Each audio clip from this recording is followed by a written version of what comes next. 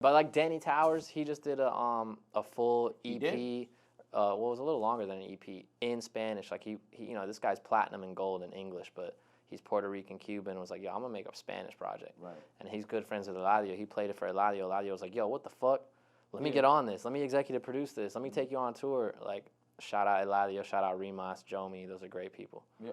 You know, man, I was gonna get to the Rolling Loud artists later, but since we're here, let's talk about it. So, you know, Danny Towers, obviously a good friend of us as well. When he put out the Latin project, I was like, whoa. Yeah. I was like, what's going on here? Because I think I had seen the records with like Midnight and Eladio come out. I think he has 2 songs with Eladio out now, which were both great. And it was so funny because it was like, what I've noticed lately too, you know, I'm sure you're familiar with Slater. Yeah, of course. Yeah, you know, because Slater used to be like you got a song with Slater too. He does have a song with Slater. Yeah. So you know, Slater was a trap artist from New York, right? Ask Slater. I wrote a bar for him. No, you didn't. Yeah, just one bar. We were in the studio. In Spanish. Yeah. We were in the studio in Madrid, and he was like, I forget what it was, but he was like trying to figure out like the next rhyme, and I was like, yo, what if you said this? And he was like, yeah, that's hard. And he put it in the song? Yeah. Is the song out? I don't know. I gotta check. But yeah, shout out Slater. He's a super cool dude. How's your Spanish? Perfect. Perfect? Yeah. It's my first language. Yes, yeah. Okay, this is your first language. Okay. And I wouldn't say it's that. perfect, but yeah, it's my first language. I didn't know that. Yeah. That's fire. So Yeah. with Danny, right? Like, you know, I see Slater and Danny having like a similar trajectory, like going from obviously English to Spanish, right? Yeah. And kind of, you know, obviously you have Danny, you have Ski, you have Chow. With Danny, what was like the turning point with the pivot to get him to go full force with the Latin music? I think he just loves that music in general. You know, he was already a fan of it, and something just, I don't know. He just wanted to do it one day. You know what it was? He started working with this this producer in Orlando, Hydra. Oh yeah, I know Hydra. Yep. And at first the goal was like, it wasn't to make Spanish music. He was just like gonna work with Hydra, but Hydra is such a prolific Spanish producer that he was like, oh, let me try. I don't know. I think that was part of it, you know. But yeah, he just wanted to try it out, and then the shit he was making was fire. Yeah. Yeah. So we ran with it. And then like his connections with like Midnight and Eladio, that was all just like natural. They all So Danny's always had his fingers on the pulse, like as far as who to work with, like you know, put himself in position working with early, like getting with Wi-Fi's Funeral and XXX Tentacion, and then Ski Mask and the whole members only wave. And then, like, you know, he had that song Florida Water Go Crazy, largely because he was like, yo, let me get La Tyler on this, when La Tyler was just starting to blow up. Yeah. So with the Spanish stuff, he was like, we didn't know Midnight yet. That was, like, he was friends with Eladio. He had a song with Eladio years ago where Eladio was in Spanish and Danny was in English. They were always friends. But Midnight, we didn't know Midnight yet. And he was like, yo, Midnight is the one coming out of Puerto Rico right now. I gotta get him on a feature. So the one of the songs that we did with Midnight, it was like a hit him, talk to management, agree on a price, do a studio session together, pay him, get the verse, that sort of thing. But then they hit off the friendship, and then figure out that. Well, then we kind of start figuring out, because we're hanging out more with Eladio, and then Midnight keeps being around. So because Eladio and Midnight have a friendship, so then it just kind of became like fucking three banditos, you know? Like, it's like, bro, I'm telling these guys, y'all got to do an album together. Eladio, Midnight, Danny album will go crazy. Yeah, nah, because the music they have together is fire. Yeah, it's a real friendship. Like, I love Midnight. I'm like, bleed. Like, bro, that dude is such a nice dude. You know, I don't know who else knows him. Like, if anybody got beef with him or something, don't cross me up in it. But whenever I've been with Midnight, super nice dude. That's always my thing. I'm like, yo, I just know him. Like, we just cool. You know what I'm saying? Yeah. Like I don't got no beef with y'all. I don't even know who y'all are. Yeah, nah, because I've been around Midnight. Yeah. He'll have like twice where a great friend of him has been murdered. Oh, really? And then I'm just like, dude, I'm so sorry. You know, and like, I don't know what's going on in the streets in Puerto Rico and whatnot, but so keep me out of that. Right. But he a nice guy to me. You know. So it's the same way I feel about like Chimmy and them. You know what I'm saying? Like, they came to OTR and they helped change the trajectory of our Latin side. So I'm just appreciative of that, and that's why I'm cool with them. But like all that other stuff, I'm not in it. You know what I'm saying? Nah, don't involve me. You also have Chow underneath you. You know what I'm saying? Yeah. How did you find Chow? You and I never talked about that. So that's my guy, Young Money. Some people call him Manny. Yep, Manny. But his real name is Luis, and he's an A&R on my label. And he was playing Chow for me for a minute. And then finally I was like, bro, what are we doing here? Like, let's work, man. Let's partner up with this artist. Because my artist deals are like partnerships. So, like, I don't like to say, like, that's my artist. You know, no, that's my partner. So, yeah, Chow and I are partners. Money brought him to me, and we just hit it off. You know, we got a great friendship, brotherhood, and I just believe in him. You know, I think Sexy Drill, like, didn't quite take off. Like, you know, it did, but, you know what I mean? Like, it didn't all the way do what I think people thought it was going to do. You know, like, Sexy Drill was embraced by Drake and Don Toliver and all these people, and Cash is for sure doing his thing. But, like, I think there's so much room for growth in that genre still. And also Chow himself is just so much more versatile than just Sexy Drill. Absolutely. Like, he can get busy on all types of beats. So I'm excited for him for sure. I told him my favorite song on the last album was Skeletons.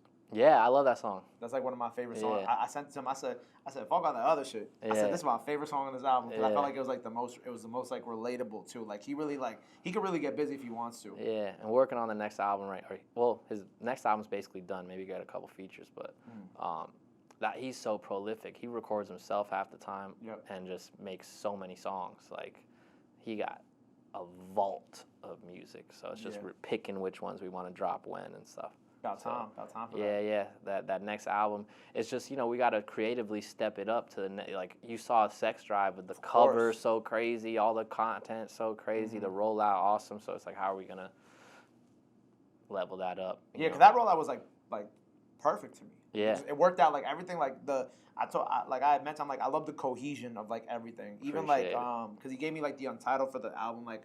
Or Jimmy gave me the Untitled like a week or two before it dropped. Yeah. And I'm like, yo, bro, I love this. He looked at the Untitled. He's like, bro, you don't even have the right Untitled. I'm like, what? Yeah. And then he gave me the Untitled with the skits that, you know, at the end of all the songs and whatnot. And then when I listened to that, I was like, oh, wow, this sounds like 10 times better too. Like, this sounds even better than what I was just listening to. You know what I'm saying? You know, it's crazy. Shout out our distributor, Empire. Yeah. The album wasn't done till Wednesday before, you know, they drop on Thursday nights. Yeah. We didn't turn in the final version until Wednesday. Bobby told me. Actually, you know what? Bobby did tell me that. Like, Bobby tried to stay up all night with Chow getting it done, but really it ended up being Chow and, like, my second in command, his name's Mito, and him and Chow were just, Money was there too, I think, but I think everybody fell asleep except Chow and Mito just, like, locking in on final mixes, like, skits and transitions in and out of songs, making sure it flowed perfectly. Oh, Jeff Giddy in the house. What up, man? Oh, shit. Shout out to him. He just dropped a label, or he just started a label. Oh, fire! Yeah, he's a fire producer that's been around for a little minute. But yeah, him and what's that songwriter's name? Fuck, I just started following him. Damn, that's fucked up. But him and this really prolific songwriter that's written like some of the top. Ron. His name is Ron. Man, I'm blanking bro, right you're having the longest day of your life. It's okay. It's okay. Yeah, they just started a label together. But on the Chow tip, when you were saying about Sexy Drill, you know what I feel like, right? I feel like when the Kehlani song came out, not Kehlani, the Jordan and the 2D Kehlani song, I feel like that song got so big that it kind of just like, not killed, but it definitely kind of like died down a little bit of the It was crazy to see an outsider from the movement come in and take the sound and run with it and make it went so much bigger. Like, that song is bigger than any of the songs that the boys have put out.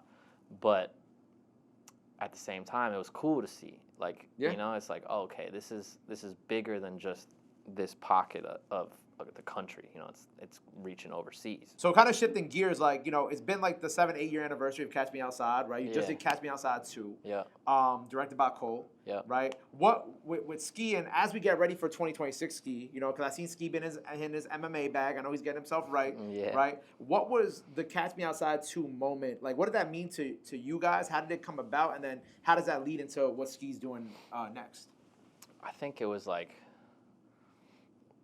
he had made a bunch of like half songs that like we thought might be Catch Me Outside too. Okay. But then, you know, none of them were. And then he organically just posted a snippet of a song that was not done. It was just like, posted it on his story. I think it wasn't even a feed post. And then fans were going crazy. Pages started posting it. And I was like, yo, send me that. I'm going to screen record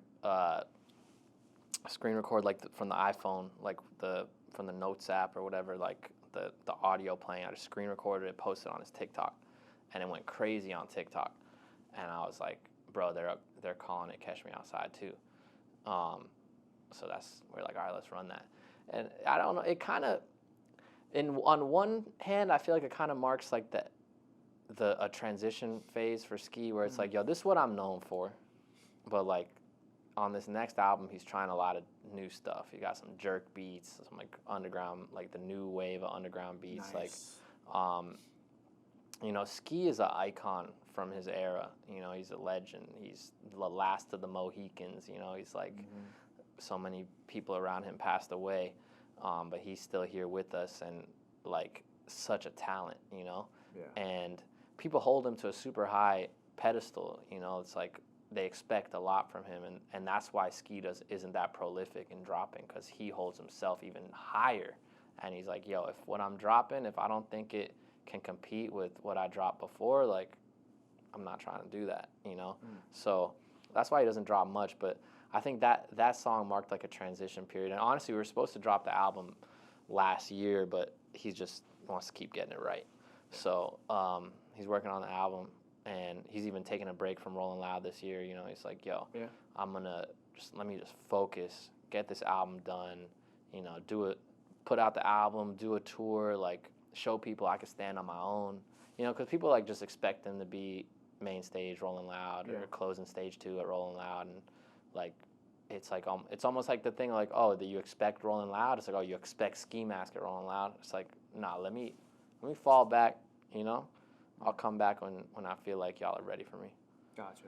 I respect that. That. I look forward to it. You know what I'm saying? Yeah. I mean, I think he's one of the top lyricists in the game. You know, like pen game crazy, and I know he wants to come here very much. Like when we talk about rollouts, he's like, I gotta do On the Radar. I know you and I have been talking about it since like last July, which I assumed that was probably around the time that you guys were thinking about rolling out the album. Yeah, like, and then it's a balance of like, damn, you got a moment on TikTok, so like on social media period. So it's like, all right, let's get this video done. Let's drop this song. Let's drop. But we weren't able to meet that moment with the album, which like as a lesson for artists is like, I don't want artists to stop teasing songs, because I think it's important to help with. I think it's a good strategy for rollouts, but like just be careful, because if you're not ready to follow it up, you might have to start all over, So I always say, like, in a perfect world, you should have your album done before you start teasing songs and dropping songs, so that when something sticks, you can just drop the album. Yeah, I agree. I think he's gonna get it right, because he's like you said, he's one of the best lyricists. Like, he's always kind of been like, whenever he does drop or whenever he does release or go on tour or whatever, he's always the topic of conversation. Plus, he has so much love and respect from like everybody else in the game. Yeah. I think when his time comes this year, I think it's gonna be amazing. Like, he just did a tour last year, just like 12 cities and cities he's never been to or like never goes to, and sold out like every show. Yeah. And off no new music, just it's crazy. Catalog, meet and greets sold out in every city. People just loving him. It's like not a lot of people can do that. I look forward to finally meeting him. Yeah. I definitely want to interview him too, because I feel like I just have like 10 years of like Ski like lore in my brains. Yeah. Like, he would. That would be a good interview. We're gonna get it done. Yeah, because I remember driving around in my Mazda 3 with my ex in like 2016, whatever year Catch Me Outside came out. Yeah. I remember I was like, she got in the car. I'm like, this is the song. Yeah. You know what I'm saying? Yeah. I'm like, this. I'm like, he's the one. Yeah. And then she got obsessed with the song, and then she became a Ski Mask fan, and you know how that shit goes. Yeah, for sure.